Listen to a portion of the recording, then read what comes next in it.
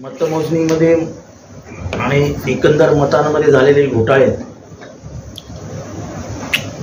हे कुठल्याही माणसाच्या नजरेतून सुटत नाहीत.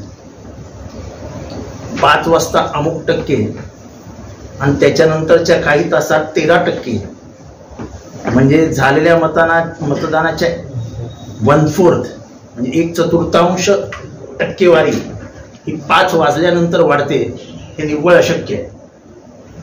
हरियाणाच्या कोर्टाने दिलेल्या निकालानुसार सगळ्या गोष्टींचे पुरावे त्यांनी उमेदवाराला द्यायला हवेत.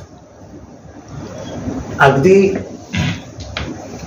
तिथली व्हिडिओ शूटिंग सुद्धा त्यांनी उमेदवाराला द्यायला हवी. कारण का 6 वाजेस्तोवर लाईन आहे. 6 वाजेपर्यंत जो माणूस लाईनीत आहे त्याला वोटिंग करून दिलं पाहिजे, हा नियम आहे. 6 वाजेपर्यंतची गर्दी दाखवा आणि 13% मतदान कुठे वाढलं हे नक्की आम्हाला सांग. कारण ह्याच्यामधली एक प्रथा आणि एक कायदा असं सांगतो की 7 ते अमुक वाजेपर्यंत तुम्ही लगेच जाहीर करा. 9 ते काय करे टायमिंग आहे 7 ते 9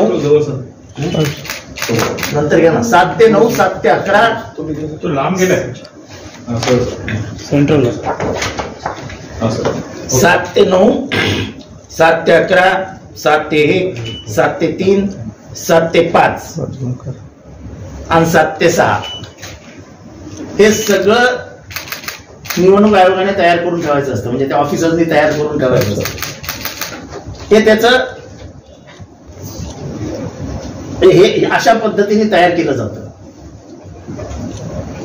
आता त्याच्यातलं एक महत्वाचं म्हणजे तुम्हाला आठवतं का, तुम्ही जेव्हा मतदानाला जाता तेव्हा तुम्ही एका म्हणजे तुम्हाला चिठ्ठी फाडल्यानंतर तुम्ही त्याच्यावर सही करता, बरोबर आहे. त्याला 17A म्हणतात. त्या फॉर्मला 17A म्हणतात. आता इलेक्शन हे करायचंय, पिटिशन दाखल करायची आहे. तुमचा 45 दिवसानंतरचा पुरवठा आमच्या काय कामाचा? सगळा घोटाळा तिथेच आहे. जर तुमच्याकडे सही केलेलं 17A चा फॉर्म आहे आणि आम्ही म्हणतोय की तुमच्या मतमोजणीमध्ये हेराफेरी झालेली आहे, तर तुम्ही आम्हाला 17A फॉर्म द्या.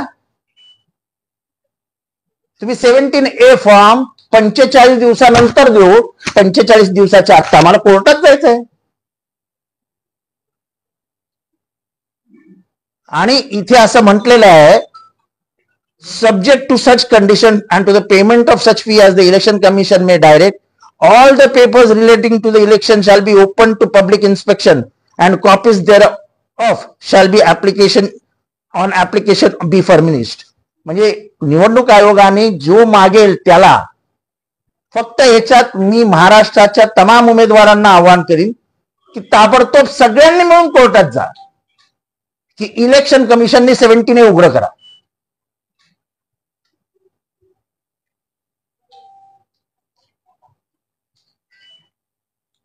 कारण का 17A मध्ये वेळ आहे.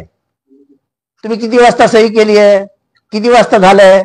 तुम्ही जे सांगताय की साधारण उमेदवार जे पराभूत झालेत आणि ज्यांना संशय आहे त्या सगळ्यांनी एकत्र येऊन सर्वोच्च न्यायालयात जावं आणि सर्वोच्च न्यायालयाकडनं आदेश घ्यावा की 45 दिवसाच्या आत 17 त्यांनी उघडा करावा, म्हणजे आम्हाला कोर्टात जाता येईल. 45 दिवसानंतर 17 आम्हाला मिळेल, उघडा होईल, पण आमचं कोर्टाचं पिटिशन बाद झालेलं असेल तोपर्यंत. म्हणजे तुम्ही आमची संधीच हिरावून घेणार असेल आणि खोटं नाटक कोर्टाच्या माध्यमातून लपवण्यात येणार असेल तर न्यायाची बाजूच नाहीये.